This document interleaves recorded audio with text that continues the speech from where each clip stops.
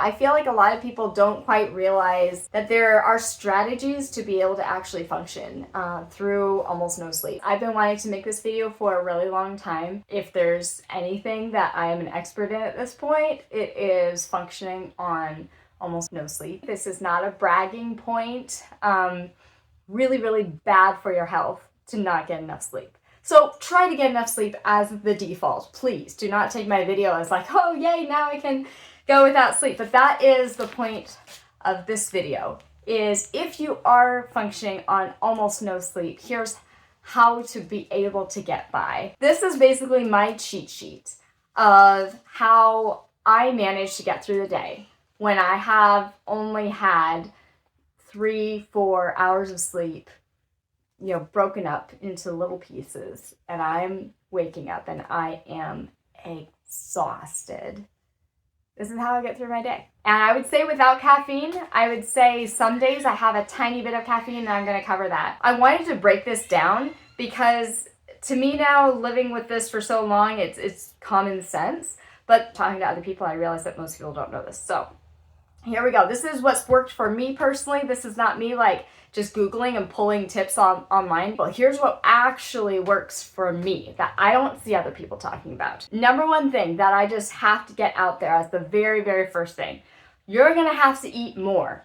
When you're sleeping a lot less, then your body is burning a lot more calories. All of that energy that you would be conserving sleeping is instead being spent to keep you awake. You're tired, your energy is depleted. Feed yourself those resources to make up for the lack of sleep. Now think calorie dense foods. You want to just pile in the calories. Think protein bars, tuna melt sandwiches, pizza, spaghetti, like with meat in it, not that wimpy spaghetti, spaghetti sauce like seasoned tomato paste. No, meat, veggies, spaghetti, hearty, butter on it, like pile in the calories. You want protein, you want fats, you want carbs.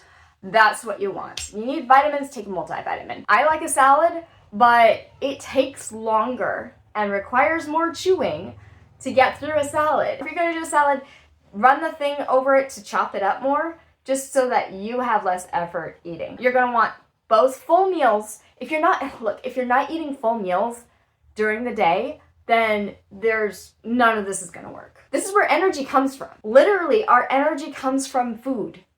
Eat more food. Oh, another thing that I really, really have to stress about food. Okay, if you skip a meal, then I don't know what the physiological term is. I will tell you what happens in my body and what I have observed for friends, family, other people. What I've observed happens. If you skip a meal, you'll kind of have some fake energy because instead of focusing on digesting, your body is focusing on the task at hand. But if you do that, then when you do finally eat, then you crash into a food coma. I would not recommend that. I really, really strongly recommend eating throughout the day so you don't end up having that food coma crash, because let me tell you, I have not found a solution for the food coma crash. I will be falling asleep literally on my feet. To prevent that, you don't want to stop eating. You actually want to eat regularly to make sure that you don't skip that meal and then result in that crash. Anytime you are feeling like you are just crashing, food is one of the first ones you go through. When's the last time I ate? Is there something I can eat real quick that will give me a quick boost of energy? Okay, so that was tip number one. My second recommendation, based on, again, my personal experience, you want to wake up by drinking a nice cold glass of water. You can add fresh lemon juice or lime juice in it if you like. Honestly, I don't even know why drinking a whole glass of cold water first thing in the morning helps. It just does. There's just something about it that works. I don't know, try it. Tell me if it works for you, because it really, really works for me. I notice the days that I don't get my water first thing.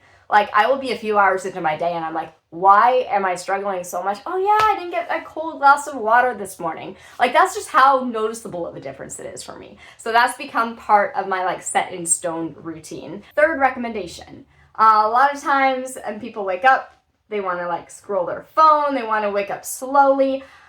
I don't got time for that. I gotta sleep as much as I possibly can, and then I have to somehow transition from sleep into getting ready for work and leaving with as little time as possible, without hopefully going into the rushed, panicked, like just scrambling to make everything work. Because for one thing, remember, we're trying to conserve energy, okay? This is a really, really important concept. Because you have not gotten enough sleep, you are burning way more calories, right?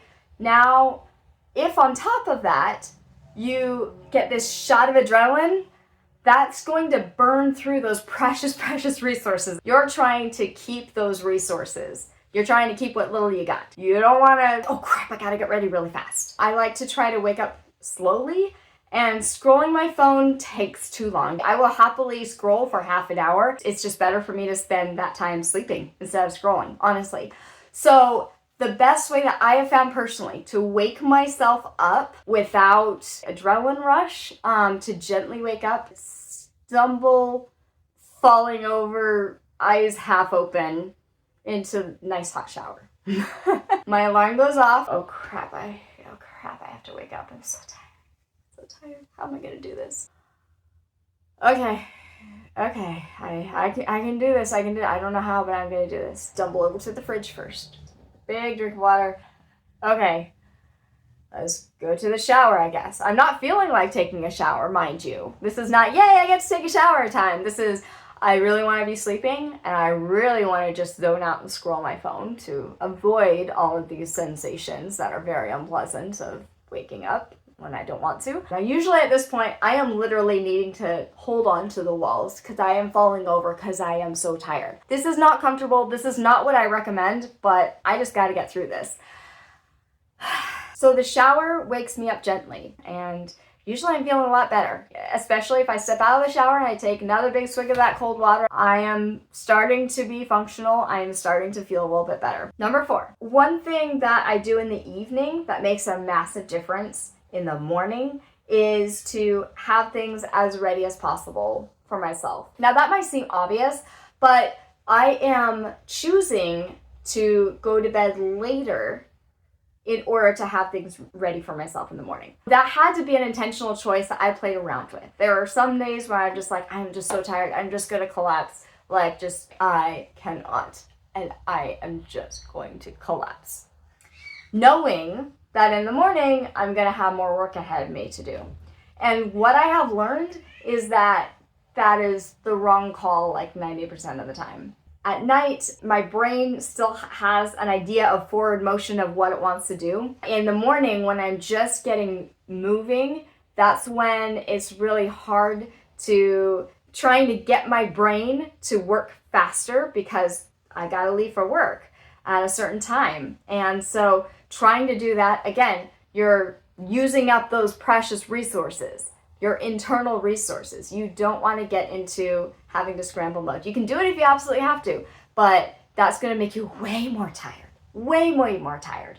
Okay, so being prepared ahead of time so you can just be like, oh, I just do this, I do that, I eat breakfast and grab my bags, I'm ready to go. That's what you're aiming for. I'm not saying I'm perfect at it, but every time I manage to do that, even if I'm sacrificing sleep the night before in order to be ready in the morning, it's worth it. I promise you it's worth it. What's next? Tip number 5 of what's really worked for me personally. When I started tracking my sleep, I noticed patterns of at what point do I really struggle? What is my number where anything below this amount of sleep and I'm just massively struggling, and anything above this point of sleep, it's hard, but I tend to make it through the day okay. For me personally, that number is 3. Anything less than 3 hours of sleep in a 24-hour period, we're talking including naps and everything, is extremely difficult for me. Everything just feels so hard. Above 3 hours, it's hard but manageable in general. That's just kind of the number that I have noticed. That's been really helpful to me because so much of functioning through significant sleep deprivation is mind over matter, right? The matter you're dealing with is literally resources in, resources out. Sleep is supposed to rejuvenate you. You do your best healing and, various types of recovery. Science is still like discovering all of that. while you're asleep. So you're missing out on all that and you're burning more calories. So you've got the matter, which is give your body more resources and try to not expend as many resources. The mind part is just, you know how if you're like genuinely thrilled about something, you have energy? And when life feels really boring and dull and annoying and repetitive and kind of depressing, how you feel like you don't have energy. So I utilize that when I am trying to function through my sleep deprivation. So here's like kind of the mind portion of it. First of all, the tracking sleep, I can see how much I slept the night before. And if it's over 3 hours, then I literally tell myself, hey, this is doable. You got more than 3 hours. I know it feels terrible right now, but you got more than 3 hours. You can do this. If it's less than 3 hours of sleep, that's when I go into pulling out all the stops mode. And I mean every single stop. And I know that up front. I'm like, oh crap. It was a less than 3 hour night. And so I don't just try to function through the day. I'm calling in every single favor that I can. I am lowering my expectations of household chores. I'm dropping things entirely and just being like, yeah, I'm not even going to bother with that. Calling in favors about childcare, buying food instead of making it myself. I am just doing everything that I possibly can because I am not going to be happy today unless I get in as much support as I possibly can. That's just not something I can do every single day because eventually the dishes need to be done, the laundry needs to be done. These types of resources that I call in on my roughest days are just not available all the time. So 3 hours is my number. You might have a different number, but the key is finding out where that threshold is. Just notice, where is it that I'm more or less able to function? At what point am I really struggling? And then I just utilize that. Like, oh, I got 4 hours of sleep last night. I can do this. It'll be all right. My tip number 6. This is one that I'm so hesitant to share this because I'm worried that it's going to be taken to mean try to make yourself positive. That's toxic positivity. I'm not a huge fan of that at all. Trying to change yourself to like feel more chipper than you already are. Again, that's wasting energy. You don't want to do that when you're sleep deprived. But thinking about things that genuinely make you happier is going to improve your mood, and that is going to make you feel more energized and less of like getting through the day is a slow, exhausting slog. It's like you are dragging yourself through the day, and that in and of itself is exhausting. It kind of becomes like just such a burden.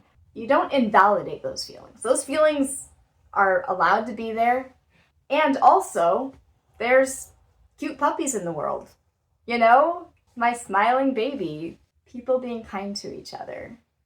Whatever it is that like just makes you smile, you know, you think about that and you just feel a little bit lighter. It doesn't fix anything. It doesn't fix your sleep deprivation, but it might make you less tired.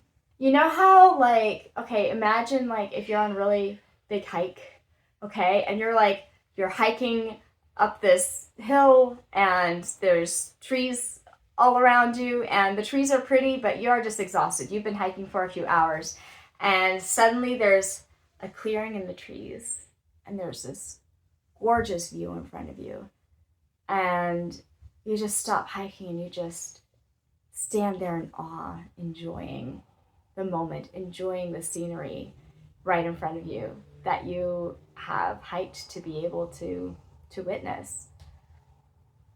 You're not any less tired, but you feel less tired. You know, it's not saying your exhaustion from hiking is not valid, but somehow it just feels so much better. Somehow you feel like, yeah, I can do this. Yeah, this is why I'm doing this. I want more of this, you know? Like, everything just feels better. That's the kind of positivity that I'm talking about that helps get me through my day.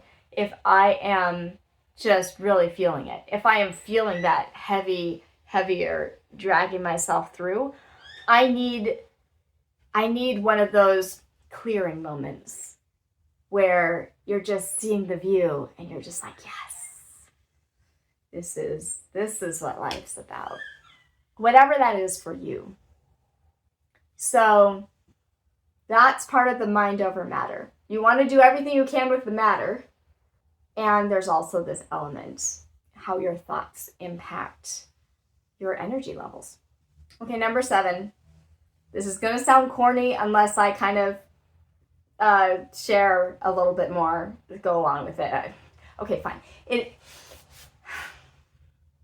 deep breaths. Okay, hear me out though. All right, so earlier today I was at work, and I work a highly physical job. I'm housekeeping services at a hospital, and it is very common for me to walk like anywhere between 8 and 10 miles for an 8-hour shift. At one point, I pushed my cart into the cleaning closet today, and I rested my arms on the cart, and I just thought, how am I going to do this? And this is common if I'm sleep deprived. This is normal. And I thought about my baby, and I thought about my toddler. And I was like, okay, that's nice. I'm feeling happier, but I'm still so exhausted. And then I remembered, right, I don't know about you, I breathe more shallowly when I am sleep deprived. I just kind of forget to breathe. And again, remember, resources. Our body is starved for resources. And so give it more oxygen. This isn't for psychological health. This is literally, I'm just not taking deep enough breaths. And I took just 3 deep breaths, and I was like, yeah, I'm ready to get back out there. I can do this. Give your body the resources it needs. Speaking of which, also just keeping snacks on hand if you're able to in any way, shape, or form. Like, keep those calories going in. Calories, water, oxygen. You need that. Tip number 8. We gotta talk about caffeine. The vast majority of people who are sleep deprived rely on caffeine in order to get through the day. So I have a whole spiel about this, okay? I would say about 3.5 years straight of not taking any caffeine at all, unless you want to count like a little bit of chocolate. Usually people don't count that. No caffeine. And that was because I was pregnant and breastfeeding, high-risk baby, and then pregnant again, and then breastfeeding another medically complex baby. So I just didn't want to risk any caffeine getting into their tiny little developing bodies. This is how I developed all of this stuff outside of caffeine, with no caffeine whatsoever. However, I currently am able to utilize small amounts of caffeine, and I want to share exactly how I use it, because you have to be careful. You don't want to use it to wake up. I'm just going to say that right off the bat. Please do not use caffeine to wake up, because it sends your body into overdrive. It's a stimulant. And you are utilizing that precious energy. You are burning it up right as you wake up in the morning. Don't do that. Just don't. When I do like to use caffeine, that I've been experimenting with in recent months, that I really strongly prefer, right when you are having a dip in your energy, and you're having that dip, and you go, okay, your first thing, you feel a dip, feed it. Feed that dip of energy, right? Let me see if I can get that energy up with food. Water, deep breaths, happy thoughts. I know it sounds so cheesy. I'm sorry. You have to trust me on that. Like, not just, yeah, I'm gonna be happy, but things that genuinely make you feel like the world's like worth living in. And so you've done all of that, and you're still feeling low. That's when you drink a little bit. This is a drug, okay? Caffeine is a drug, it's a stimulant. Don't drink a cup of coffee. What are you thinking? You know? No. Okay, what I do, I'll just tell you what I do, okay? Is I take, I have one of those like jugs of sweet tea. And I will drink maybe 2 or 3 gulps of it. Yeah, not sips. No, I'm not joshing anyone here. I will drink some gulps of it. Now, here's the rule. Any amount of caffeine that you drink, you have to drink that amount of water too. Because what caffeine does is it forces your kidneys to pee out more urine, and so you are dehydrating your body. So this is a side effect of the drug you are choosing to take. So you have to take your drugs responsibly. Okay? If you are drinking anything caffeinated, just make yourself. You might not feel like it, but if I want to drink 3 gulps of that, I also drink 3 gulps of water. And then see how that goes. Titrate the drug to how much you actually need, because you want just enough stimulant so that your day isn't like completely dragging, but not so much that you're just burning through the last bit of energy you have. Remember, that is so precious little energy, okay? So I tend to do that maybe in the afternoon. The soonest I'll do it is over my lunch break, and usually that's just a tiny amount. Usually my last break of the day is when I'm really starting to feel it. If I am going to, I don't drink caffeine all the days. I like to have it on hand just in case, because it's a little bit easier to get through that last bit of my work day, and especially to come home to my very rambunctious kiddos who need me to be fully present. So again, you have to be very careful, because you are basically forcing your body to start to go into debt energy-wise. That's how I think of it. I would be very hypocritical to say no caffeine at all, but I will say I think people forget that this is a drug, the effects of a drug on your body. It's not healthy, so if you're going to use it, I think you can use it responsibly, but you want to use it very, very conscientiously. Okay, my 9th tip, and I think this is my last one. I tried to come up with 10.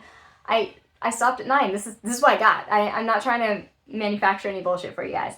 So this has changed over the years, but it's some form of stretches, body work, intentional exercise, something before bed that gets your body physically motion-y. That's not even a word. Currently, a lot of the stretches that I do before bed are recommended by my physical therapist. And I also use foam roller and tennis balls, to like massage my body in various spots that I can't reach, like laying on a tennis ball is great. Bunch of stretches, swinging my arms around. Now, I've got to stop and mention this really quick. When I am completely exhausted, the last thing that I want to do is some boring stretches. The last thing I want to do is lay on a tennis ball and everything. My body I am just like this. I am such a zombie. I want to just collapse. Now, you know what happens when I just give into that and I just let myself go into bed and just collapse? Either I take a little while to fall asleep, or I fall asleep, but it's not very high quality sleep. I toss and turn, I wake up a lot, I have nightmares, or I just wake up feeling less rested than I otherwise do for the same amount of sleep. So I have learned I gotta do the stretches. It sucks because I don't want to move in that moment. I just want to sleep. But when I make myself do them, then my whole body is more relaxed. And instead of being like a zombie like this, then I'm a zombie like this. This is really important because I am choosing to forego sleep in order to do another thing. So it has to pay off. I only have room in my life for things that actually work. I have tried it both ways a lot of times. And without fail, the nights that I do not do my stretches are the worst sleep that I get. So I don't know if it's stretches. I don't know if it's some form of massage. I don't know if it's some form of like relaxing, slow exercises. Again, for me, it's changed over the years. Just something that gets my body loose, fluid motion, feeling better physically. And that's That's really important. That improves the time it takes me to fall asleep, and more importantly, it improves my quality of sleep, which is really important when I have a baby who's waking me up once or twice an hour throughout the night. And I'm going to bed at 1 a.m. and then I'm being woken up a bunch of times before my alarm goes off at 5:15 in the morning. So, those are my qualifications for learning these things. I am super curious if any of this stuff works for you. If you've already been trying it, if you're planning to try it, what you have found is really important for functioning when you're sleep deprived. This is a constant process for me, and I'm always learning and tweaking my routine and kind of experimenting. So the caffeine actually is the newest thing for me, where I'm like, I think a tiny bit of this could be useful, and it is. It's helped a lot, and the key is there just to be careful about when you use it and how much you use. So I'm really curious how helpful this is for other people, because I don't really know how much of this is common sense and how much of it is new information. So I'm going to stop talking now. Oh, no, I almost forgot. I had one more tip. This is tip number 10. This is 10 in ASL, by the way. I sure hope this doesn't sound stupid to everyone, but tip number 10 is, when you're massively sleep deprived, it's okay to go through your day feeling a bit tired. The sensation of being tired doesn't necessarily mean that you're not getting things done. It doesn't mean that you aren't present. It doesn't even necessarily mean that other people are able to notice. I'm feeling really tired right now. And I don't know, maybe you notice it, maybe you don't, but I think it's kind of silly to live in a society where you're supposed to somehow fake not being tired if you haven't had enough sleep. It's okay to be tired. It's not going to hurt you to be tired. It's not going to prevent you from doing things if you feel a bit tired. So when I talk about dosing the caffeine, I'm talking about, don't try to eliminate the sensation of being tired. Let yourself be okay with having that sensation. It might be uncomfortable, but it's not the end of the world. And I think that's where a lot of people struggle, is they're trying to outrun the sensation of being tired. And not necessarily with caffeine. They might be doing it with trying to stay busy enough that they're like kind of outrunning the tiredness. I've done that a lot in my past. I don't know, maybe sometimes I still do it, but I always pay for it when I do it. You know, it's okay to be tired. It's okay to be a bit dazed out. People ask, you can say, yeah, it's because I barely got any sleep last night. I know when I look back on this video, I'm going to be like, oh yeah, she was tired. But I just wanted to make this because, I don't know, I feel like a lot of people don't quite realize that there are strategies to be able to actually function through almost no sleep. Most of the time it's just like, yep, I drink a lot of coffee. And there's not really this thought of like how you are burning through all your energy and trying to outrun it more and more and getting a crash from it. So this is how I managed to do it long term. It has been over 4 years now of massive, unimaginable sleep deprivation. When I explain how bad it is, the details, then my friends go, I don't know how you're still standing. And they've been telling me that for 4 years. So sometimes I don't know either. And then I'm like, oh, actually, yes, I have developed strategies. Let me share them with you. So thank you for hanging out with me today. I hope this was helpful. I'm feeling very sleep deprived and now a little bit shy about everything that I've shared. I don't know how to sign off. Please subscribe. Bye.